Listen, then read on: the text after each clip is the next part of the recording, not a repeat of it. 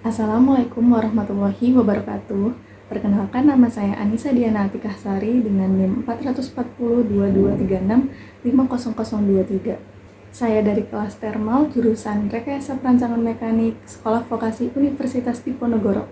Pada video ini saya akan menerangkan mengenai resume pada acara visiting lecture dengan judul Desain Produk Holistik, Proses Tantangan, dan Praktik Terbaik.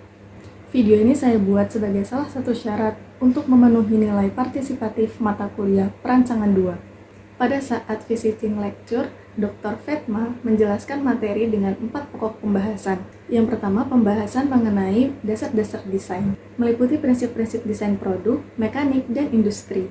Pembahasan yang kedua meliputi metode penelitian, yang meliputi pengumpulan informasi dan pengumpulan referensi. Pembahasan yang ketiga mengenai proses desain, yang meliputi konsep hingga fabrikasi dan pengujian. Yang keempat, pembahasan mengenai tantangan modern, yang meliputi keberlanjutan, integrasi AI, dan strategi pasar. Pembahasan pertama mengenai produk desain. Desain produk merupakan proses identifikasi kebutuhan awal produk hingga fungsi akhir masa pakainya, atau dengan kata lain, produk dapat melayani kebutuhan manusia. Fokus utama pada pembahasan produk desain ini yang pertama, fokus pengalaman pengguna, yakni menciptakan antarmuka dan pengalaman intuitif yang memadukan bentuk dan fungsi untuk produk konsumen sehari-hari.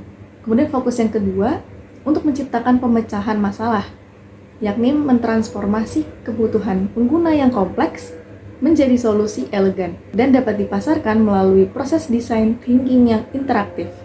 Yang ketiga, fokus pada strategi pasar, yakni dengan menyeimbangkan kebutuhan pengguna dengan tujuan bisnis untuk menciptakan produk yang layak secara komersial dan produk yang sesuai dengan keinginan. Selanjutnya yakni desain industri. Pada desain industri, terdapat 3 poin pembahasan yang dapat menjelaskan desain industri. Poin pertama yakni penelitian dan analisis. Penelitian dan analisis ini mencakup pada pemahaman batasan manufaktur, sifat-sifat material, dan kebutuhan skalabilitas produksi. Yang kedua yakni integrasi produksi, yang memastikan transisi terjadi secara mulus dari konsep ke produksi massal dengan standar pengendalian mutu.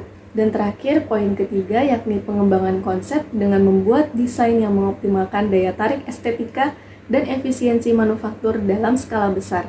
Selanjutnya ada desain mekanis. Desain mekanis ini meliputi 6 poin. Yang pertama ada integritas struktural, yang kedua ada pemilihan material, yang ketiga kelayakan manufaktur, yang keempat rekayasa presisi, yang kelima analisis teknik, dan yang keenam ada integrasi sistem. Dimulai dari integrasi struktural. Integrasi struktural ini memastikan produk dapat menahan beban yang dimaksudkan dan kondisi lingkungan melalui analisis teknik yang ketat. Selanjutnya pemilihan material dipilih sesuai berdasarkan persyaratan kinerja, batasan biaya, dan tujuan keberlanjutan. Untuk kelayakan manufaktur sudah dirancang agar produksi yang dilakukan dapat berjalan dengan efisien dan juga tetap mempertahankan standar kualitas dan kinerja. Kemudian untuk rekayasa presisi dengan mengembangkan sistem mekanis dengan spesifikasi, toleransi, dan parameter kinerja yang tepat untuk fungsionalitas yang optimal. Selanjutnya analisis teknik. Analisis teknik ini menerapkan prinsip-prinsip fisika, matematika, dan ilmu material untuk menciptakan solusi mekanis yang kokoh dan andal. Dan yang terakhir ada integrasi sistem, di mana integrasi sistem ini memastikan semua komponen mekanis dapat bekerja selaras dalam sistem yang lebih besar dan lingkungan yang operasional. Singkatnya, pada desain produk hanya berfokus pada pengalaman pengguna dan pasar, dan desain industri ini mengoptimalkan proses manufaktur dan skalabilitas. Kemudian untuk desain mekanis akan menjamin presisi teknik, keandalan, dan integrasi sistem. Pada slide terdapat gambar dari proses desain teknik. Yang pertama itu ada identifikasi masalah, dengan memahami kebutuhan pengguna atau masalah apa yang harus diselesaikan. Kemudian yang kedua ada riset masalah. Riset masalah dilakukan dengan mengumpulkan data tentang kebutuhan pengguna atau teknologi apa yang tersedia dan batasan proyek seperti apa yang ada di masyarakat sekitar. Yang ketiga ada kembangkan solusi yang mungkin. Pada poin 3 ini diharapkan dapat membuat berbagai ide atau konsep desain tanpa harus terpaku pada keterbatasan teknis. Kemudian yang keempat, pilihlah solusi yang terbaik. Dengan mengevaluasi semua ide dan kriteria yang ada atau kriteria tertentu untuk memilih konsep yang paling memungkinkan. Kemudian yang kelima, dengan membuat prototipe atau model. Selanjutnya yang keenam, melakukan uji dan evaluasi. Prototipe akan diuji untuk melihat kinerja, kelemahan, dan kesesuaiannya terhadap kebutuhan awal. Kemudian yang ketujuh, dengan mengkomunikasikan solusi. Mengkomunikasikannya bisa dengan cara menyajikan hasil desain kepada tim produksi atau klien untuk mendapatkan feedback. Dan yang terakhir yakni redesign atau desain ulang, yakni dengan memperbaiki desain berdasarkan hasil pengujian dan feedback yang diberikan dari hasil mengkomunikasikan solusi. Sebagai contoh, dengan memodifikasi ulang desain sistem jika dinilai terlalu rumit dan kurang efisien. Kemudian pembahasan yang kedua mengenai bagaimana cara melakukan wawancara agar bisa berlangsung dengan efektif. Wawancara dilakukan untuk mendapatkan wawasan kualitatif pada suatu hal, dan kunci keberhasilan wawancara ini terletak pada persiapan dan teknik wawancaranya. Seperti yang tertera pada slide, terdapat persiapan dan teknik wawancara untuk melakukan wawancara yang efektif. Untuk persiapannya, yang pertama, dapat melakukan riset latar belakang dan menyiapkan pertanyaan lanjutan. Menyiapkan pertanyaan lanjutan ini bertujuan agar Anda terlihat aktif mendengarkan. Kemudian yang kedua, dapat mengembangkan panduan pertanyaan semi-struktur. Selanjutnya mengenai teknik wawancara. Yang pertama yakni open-ended, active listening, dan hening. Dan yang kedua dengan menghindari pertanyaan yang menuntun. Next ada praktik terbaik dalam merancang survei. Tentunya pada survei ini harus ada tujuan yang jelas. Karena tujuan yang jelas dapat menentukan pertanyaan penelitian yang spesifik dan nantinya dapat terfokus dalam mengumpulkan data. Kemudian sebuah survei juga akan dinilai dari kualitas pertanyaannya. Pertanyaan yang bagus atau pertanyaan yang baik ini dibuat dengan bahasa yang sederhana namun mudah dipahami, tidak memiliki pertanyaan yang ganda atau berulang-ulang, dan kalau bisa pertanyaan itu sudah diujikan dengan kelompok kecil. Kemudian yang ketiga ada optimisasi respons. Agar mendapatkan respon yang bagus atau respon yang baik, alangkah baiknya survei ini dibuat secara ringkas dan padat, serta menggunakan indikator progres. Kemudian jika bisa, survei ini juga menawarkan insentif agar lebih menarik. Selanjutnya ada metodologi observasi. Metodologi observasi ini dibagi menjadi dua, ada contextual inquiry dan observasi terstruktur. Contextual inquiry dilakukan dengan cara melihat bagaimana pengguna benar-benar menggunakan suatu produk di rumah, di kantor, atau dimanapun mereka biasanya berada.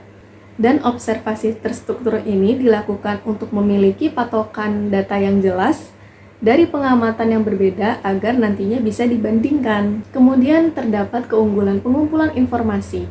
Yang pertama, keunggulan dari wawancara yang dapat memberikan wawasan kualitatif yang mendalam melalui percakapan terstruktur dengan target. Targetnya ini adalah pengguna. Kemudian keunggulan pengumpulan data kuantitatif memungkinkan analisis statistik across populasi pengguna meningkat.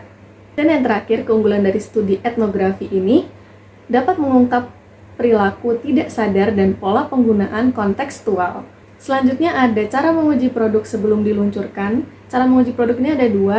Yang pertama melalui uji fisik dan yang kedua melalui uji simulasi. Uji fisik ini meliputi uji ketahanan, uji coba langsung oleh si pengguna, kemudian melihat bagaimana produk tersebut dapat bertahan di kondisi yang ekstrim seperti panas, hujan, dan sebagainya. Jadi uji fisik ini dilakukan guna melihat keandalan suatu produk atau keandalan produk tersebut. Kemudian yang kedua ada uji coba simulasi. Simulasi ini dapat beragam bentuknya, seperti halnya simulasi tekanan pada suatu material, atau simulasi aliran udara, atau uji coba di lingkungan virtual reality. Yang pada intinya uji coba simulasi ini berfungsi untuk melihat efisiensi dari produk tersebut. Pembahasan terakhir mengenai tantangan modern. Proses dimulai dari identifikasi kebutuhan pengguna melalui metode penelitian seperti wawancara, survei, kemudian observasi yang menjadi dasar untuk mengembangkan konsep solusi. Kemudian konsep-konsep ini nantinya akan dievaluasi secara objektif menggunakan metode seperti metode PUX sebelum memasuki tahap pengujian yang ketat melalui simulasi digital atau finite element analysis dan uji fisik. guna memastikan keandalan kinerja dan kepuasan pengguna. Tren masa depan seperti integrasi AI dan kolaborasi global akan semakin mempercepat inovasi yang memungkinkan personalisasi yang lebih dalam di berbagai sektor seperti kesehatan dan retail. Jadi, tantangan dan masa depan desain ini akan semakin dibentuk oleh teknologi dan kolaborasi, yang mana integrasi AI ini akan membawa perubahan di berbagai sektor. Tren masa depan ini juga akan menekankan kolaborasi global untuk menyelesaikan tantangan desain yang kompleks. Dengan menyatukan kreativitas, teknologi, dan kebutuhan manusia, pendekatan holistik ini pada akhirnya akan bertujuan untuk menciptakan inovasi yang tidak hanya fungsional dan layak secara ekonomi, tetapi juga kontinu dan bermakna bagi masyarakat. Kesimpulan dari resume yang sudah saya buat ini, secara keseluruhan, acara visiting lecture dari Curtin University ini menjelaskan proses desain modern sebagai suatu pendekatan holistik yang berpusat pada pengguna atau human-centered, dimulai dari penelitian mendalam melalui wawancara, survei, dan observasi untuk memahami kebutuhan nyata yang dilanjutkan dengan tahap konseptual yang nantinya akan dievaluasi secara objektif menggunakan metode seperti metode PUX, serta diwujudkan dengan pertimbangan teknis yang meliputi kelayakan manufaktur dan integrasi sistem, dan juga keberlanjutan yang meliputi siklus hidup produk dan material ramah lingkungan. Secara keseluruhannya, hal tersebut didukung oleh tren masa depan seperti integrasi AI, kolaborasi global, dan simulasi digital untuk menciptakan inovasi yang tidak hanya fungsional dan layak secara ekonomi, akan tetapi juga bertanggung jawab secara sosial dan lingkungan. Sekiranya seperti itu resume yang sudah saya buat mengenai visiting lecture dan yang bisa saya sampaikan dalam video ini. Terima kasih kepada Bapak Didik Ari Wibowo yang telah memberikan tugas merangkum materi visiting lecture. Apabila ada salah kata dan kurangnya, saya mohon maaf. Wassalamualaikum warahmatullahi wabarakatuh.